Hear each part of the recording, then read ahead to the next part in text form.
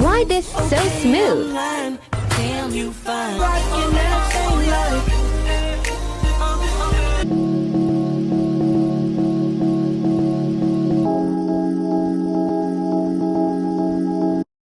Hi, everyone. Welcome to MDF Instruments Crafting Wellness Podcast.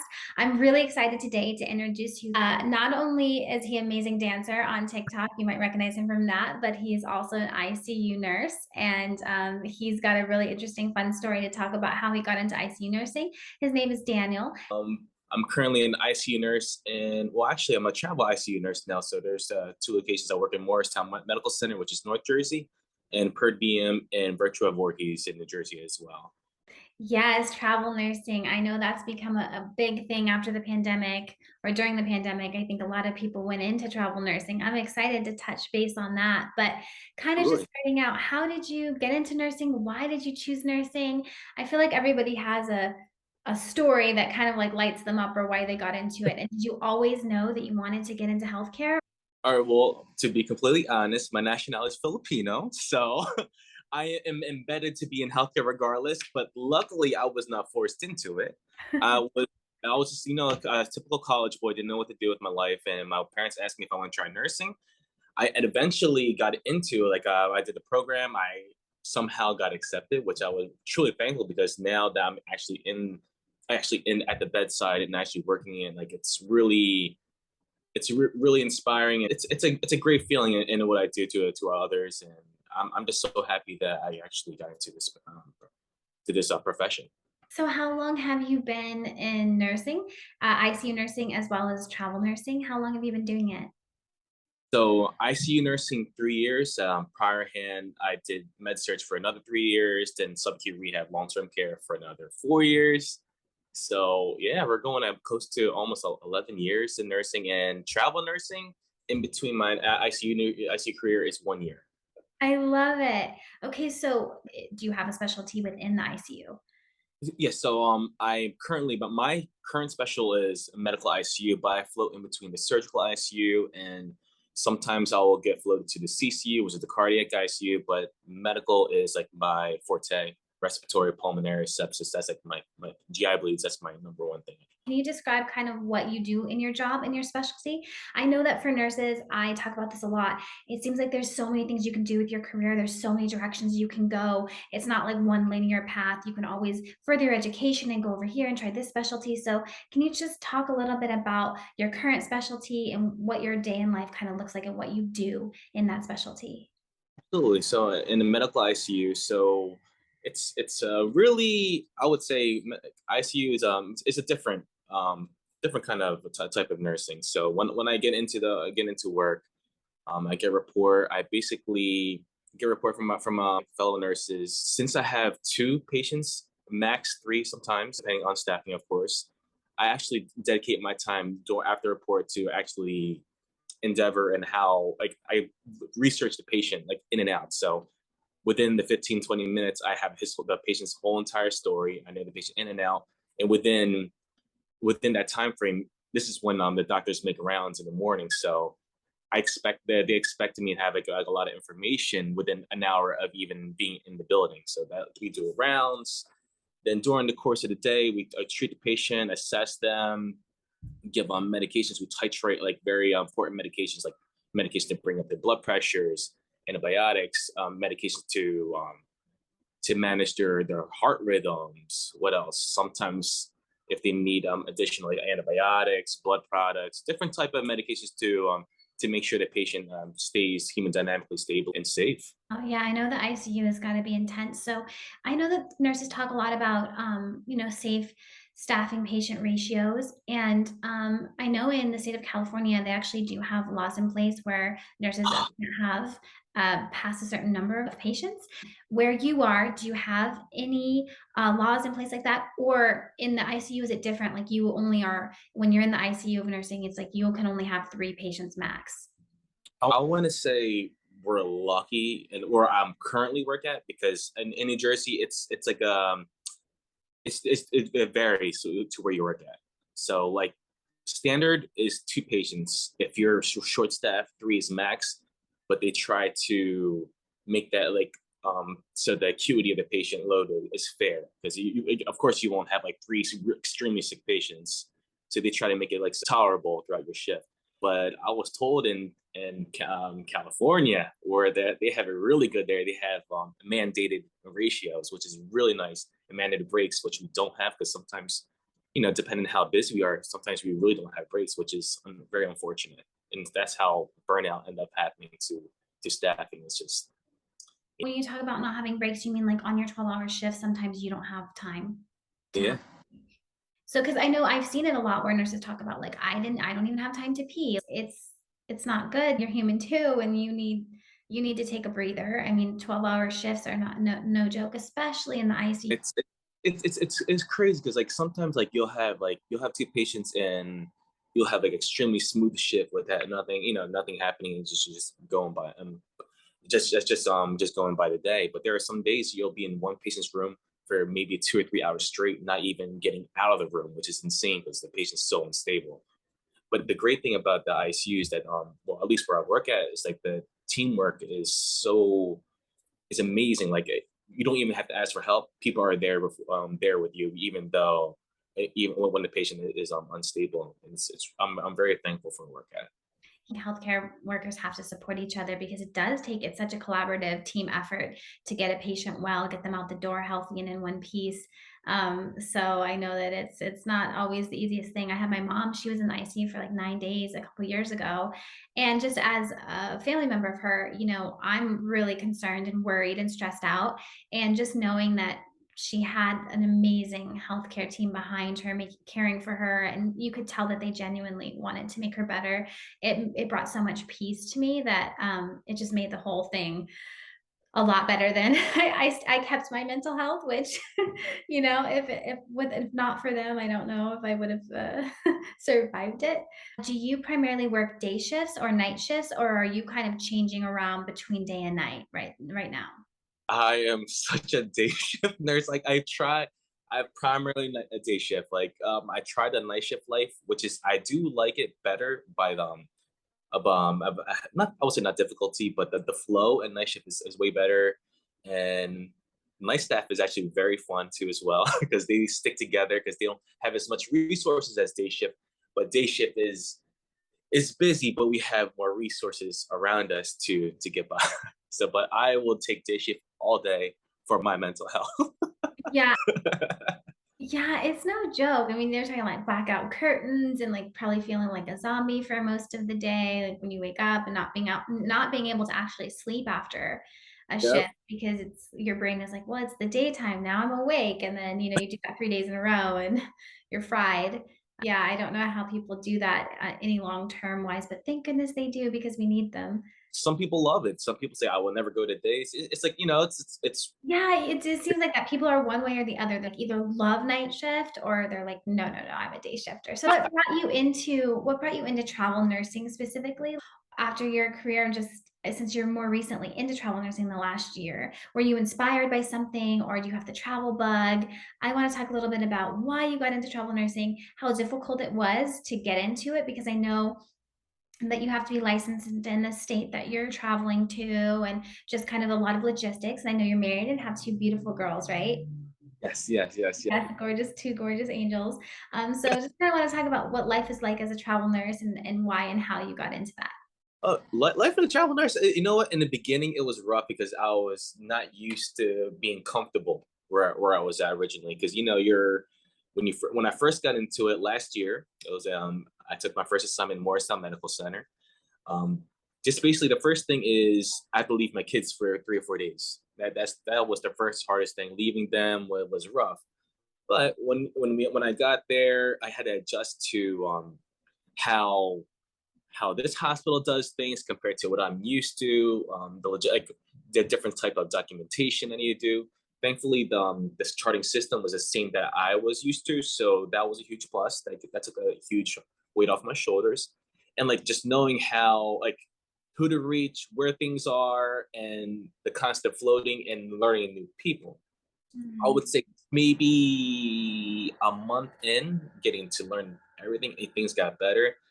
And like I said, I luckily I lucked out with this one, because the way how they run things is I'm self-scheduling, which is a huge plus because most places just tell you what their needs are, and that's what it is. What it is. Um, what else?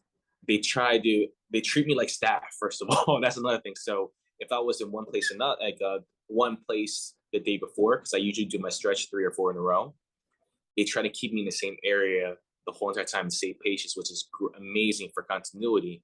But intermittently, I'll have to switch somewhere else if I'm truly needed. Like if I'm truly needed there. Where have you been for travel nursing so far? Just one area. Like I've been extending the same. It's Okay. 2 hours. So like I live in South Jersey, and near Atlantic City, and where I work at is in North Jersey near New York. If that kind of gives you a nice sense Okay, for so it. that's like like a 2 hour commute for you? Yeah, about 2 hour. So So how does that work? Are you actually like driving home after your long shift, or are you just like 3 days on and like then come home and like stay in a hotel or Airbnb or something? exactly. So I stayed at a hotel. So I made a good rapport with this hotel I've been staying at, and they gave me a travel nurse rate. Instead of me doing a whole month there, they just give me the days that I need for that current rate. So I end up having a very nice system. I'm very blessed and thankful of how everything worked out for me. I Like love that. I love that. And then you're just 2 hours away in case there is something, the family needs emergency, or if you're just missing the little one so much, and you have the energy. plus is that I know I miss my kids and all, but I sleep a lot more when I'm away from them for a little bit. So it's Yes. How old are your girls? I have a 3 and an 8-year-old girl, and 3 8-year olds and a baby boy due next month. Oh my gosh, you have one on the way too. He's gonna have to join the TikTok dances. Oh, you know what? My 3 year old is I love it. I love it so much. Well, yeah, and then maybe eventually, you'll be going other places, traveling to other places. But I mean, I love that you really took the idea of travel nursing and made it work for you in a way that you don't have to do the traditional way. Oh, I'm going to California or something. You are, I'm, I'm 2 hours away. I'm still remotely close, and I'm still travel nursing. So you still get to experience the different place of work, meet new people, have new patients, and the contract rates I'm sure are better. A but lot of don't get me wrong, I will be going to California one of these days. yeah. Sure. We need great nurses over there too. We will take all the help we can get. uh, Absolutely. I will take the food down there too as well. Yeah, oh my gosh, the food is so good. Yeah, you'll have to let me know when you come by and I'll make some suggestions for you because Absolutely. we Thank you at so MDF Instruments, we are foodies. So the owners of the company taught me a lot about some really good like remote spots. Yes, you can get any kind of food you possibly want. You can, if you can imagine it, in California, you can find it. And you can much. like the authentic, real deal. I think that's what I love most about California. It's just like the diversity, and especially in the culture of eating, you get to try Yeah. all the food. Other, oh man, trust me, I'd move to the West Coast any Yeah. day. It's Family. funny because all the East Coasters want to go west and all the West Coasters want to go east. It's really funny because, it like never fails. All the college kids, when they're about ready to go to college, they all want to go to the East Coast. And then I feel like a lot of the East Coasters are like, I want to go to California. And they're just like switching places. So we have a lot of East Coasters on the West side. I would love to talk to you about mental health, how you're coping with not getting burned out. A lot of nurses who don't get to take their breaks, or they're just really overwhelmed. Sometimes they're picking up extra shifts just to make a little bit more money, or because the need is there, especially after the pandemic or during the, I guess technically still COVID. But I just kind of wonder for you, how do you separate being an ICU nurse? Because I know that things don't always go the way that you hope that they do. And so I'm sure you have those days. What do you do for yourself to come back to zero, to cope with just the stress of the job and making sure that you're not taking on too much of that when you leave? For me personally, is I like to exercise. So working out in the gym is like that's how I get all my stress out, and just for my mental health. But as you remember during the pandemic time in 2020 when all the gyms closed, and guess what's introduced to me? It was TikTok. So all this TikTok dancing and everything, that was actually for my mental health. So I was doing a lot of humor. I was doing a lot of jokes. just like sometimes like I will never go dark humor because that always can be controversial.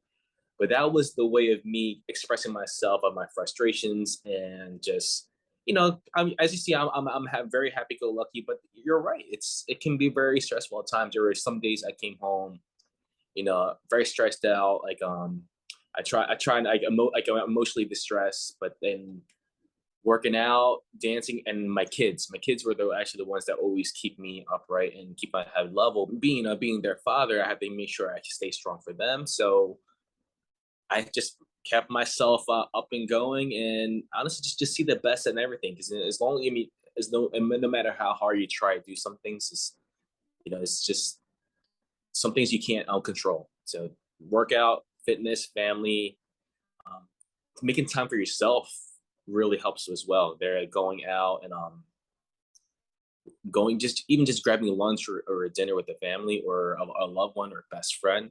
That helped me mentally.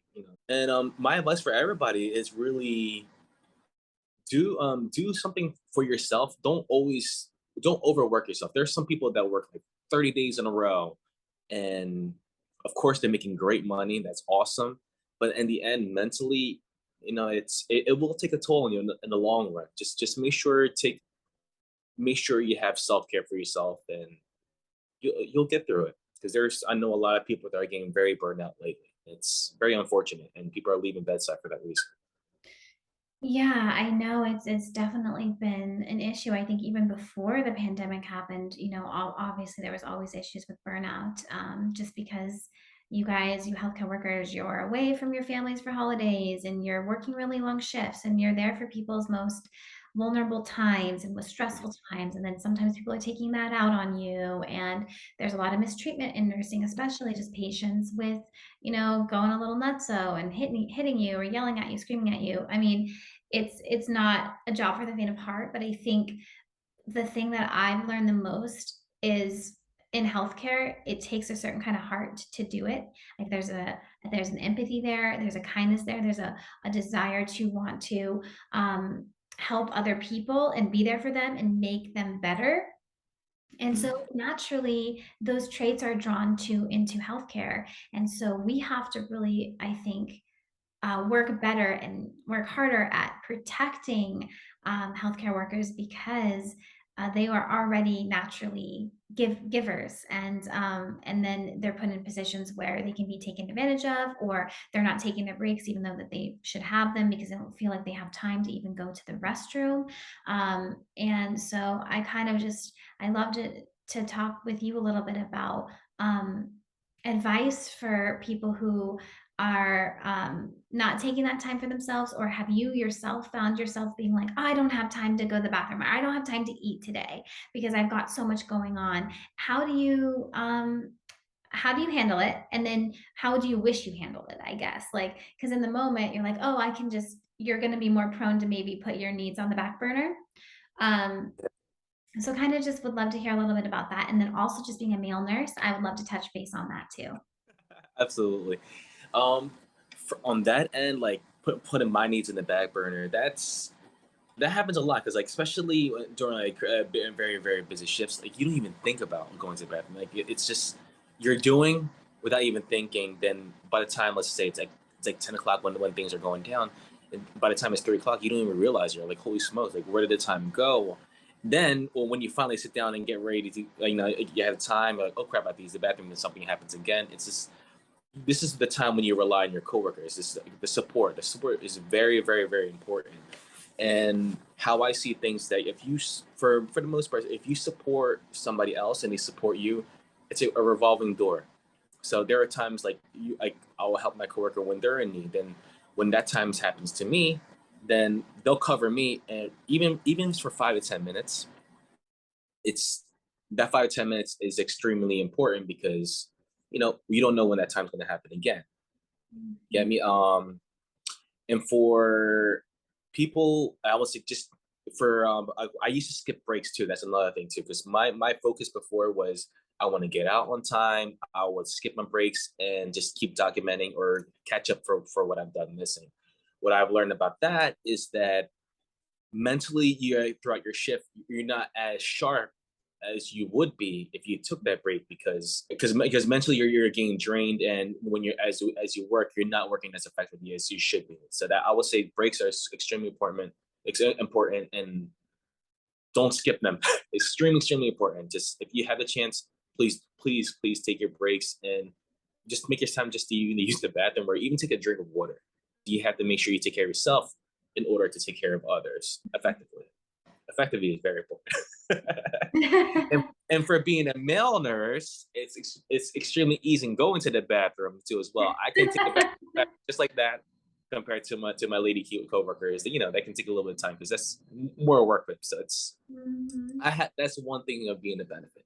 And another thing too, I have to make sure I keep the seat down, because if not, I will get big trouble from the whole entire unit. Yeah, you'll have all of them after you, huh? Absolutely. Oh, and they know exactly who did it too. That's the best part.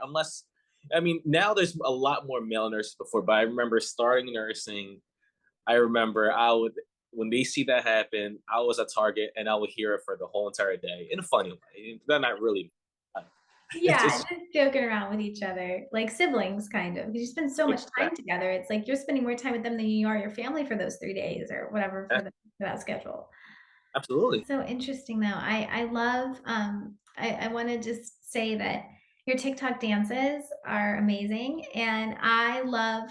We hold a lot of stress and tension in our bodies, and I feel like the older we get, like when we're kids, we just move around all these fun ways. We're not shy about it. We're not like self-conscious. We're just like doing weird things, like moving our bodies. And I feel like as we get older, we kind of just restrict ourselves more. We hold it in, and we don't move our bodies. And I think dance is such a great way to take all that stress and pent up energy that you have and like get it out of your body, express it, have fun with it, dance with your kids. I know I saw this woman, she wasn't in healthcare, but she was on TikTok, and she had gone through some loss, and she decided to dance for 5 minutes every single day. And she recorded herself doing it.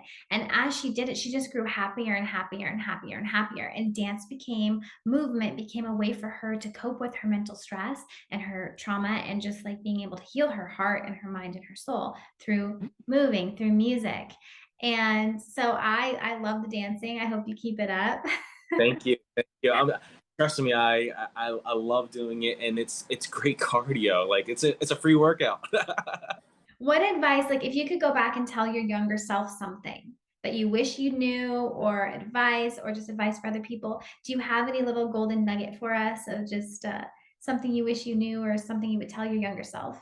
For nursing, what I recommend for anybody who's getting into it is to work in the healthcare field before you get licensed and actually start working in the field. Because before nursing, I used to work at a fast food joint, and it's a whole different ballgame. It was a huge culture shock when I was working behind the desk there in fast food. Then when I became a nurse and taking care of people, very sick people, it was a huge culture shock. But it was a great way to, eventually you get resilient and you work into it. But I would say working in the field, you can get into specialties a little easy if you work in a specialty you would like to work at. Like I know a lot of techs or CNAs working in ICU right now, and when they graduate, they already have a job aligned with them as long as their manager likes them. So that's a huge thing I would recommend for people, especially if they're trying to get into specialties. And going back to just what I would tell my younger self is, I would say first thing, think financially. Think smart financially. That's one huge thing. Um, I was thankful for my parents growing up for helping me through school and pay and help pay for my school. So I was like debt free getting out. So I was able to do what I need to do afterwards. But I was still being I was still not being financially smart. So there's a lot of things I could have done. I could have like my dream now is I wish I was able to invest in properties, then sell them or rent them out. But I don't have that type of money to do that. Or I would say just take care of yourself financially. And another thing mentally too, just make sure you're around people that are a positive influence in your life, because I've I've had both ends. I have a small crowd of people that I like to hang out with, and and honestly, they're my family. They're the best friends I've ever had in my life, and I will never turn my back on them. And there are people that I work with in the field that push me to keep going up. Don't stay where I'm at. Don't stay stagnant where you're at. Just keep building yourself to where I've been. And that's why where I work myself up from working in subacute rehab all the way up to ICU, because my goal is to eventually be a nurse practitioner, which is why I got into the ICU field, just so I have such a diversity of the healthcare career to mend myself to be a more effective practitioner, if that makes sense. I love that. That was going to be my next question, was like, where did you see your career going? Like, where do you want to go with it? Because I know with nursing, like, it's never ending. You can Yeah. maneuver and change, and you can keep going, become an NP and go on and do all kinds of public health. And I mean, you can do all kinds of stuff with it. So I love hearing the NP thing. I love that. I think, is that something you would do? Maybe, do you have an idea of what that timeline looks like, or are you just kind of feeling it out right now? To start clinicals next month. You. So it's guesstimated, as long as everything goes smoothly, about 1 year. So by actually, yeah, 2023 winter time is when I should be graduating and walking. And it's nerve wracking because, like, it's getting here. Like, I had thoughts of just taking a break and just keep working more, but if I feel like if I stop, it's getting back at it will be very, very hard. So just keep pushing and thriving and don't give up, especially your dreams. Yeah, I mean, it kind of just goes back to the advice you would give your younger self, like, oh, I wish I had gotten that cover I really liked and not waited, or I wish I would have Yeah. invested in property. It's like you're investing in yourself now. So do it now, get it over with, get it done, so that future you, future Daniel's like, yes, I'm so glad past me did that. But Absolutely. my brother always makes a joke when I'm like, hey, my little brother, I'll give him a little bit of a hard time of like, you shouldn't be doing that right now. Like, you should be doing on this. And he always says, oh, well, that's future Thomas's problem. And it's like, well, you could take the opposite spin of it too. And it's like, well, the decisions you're making now in your life are going to affect the future you. So whatever you're cultivating and creating now is you're going to be your future. So that's something I always like to think about. I really like to live in the moment and take it day by day, but the decisions and choices that you use with your time and how you spend it and what you're doing with your life does affect future version of yourself. So I think that's awesome advice too. Absolutely. I love it. I love it, and that's the truth. Okay, so how did you come across MDF Instruments? Yeah, I love the stethoscope. Oh, good. Everybody compliments it at work, and across it, I remember back in the day when I used to do a lot of collaborations with the other companies. One was all heart scrubs. Yes. Yeah, did a takeover with them. They were like, MDF dominated. It was MDF and of course Littman, of course. Yep. Eventually, like, I end up getting my own because there was something at home just to take a blood pressure.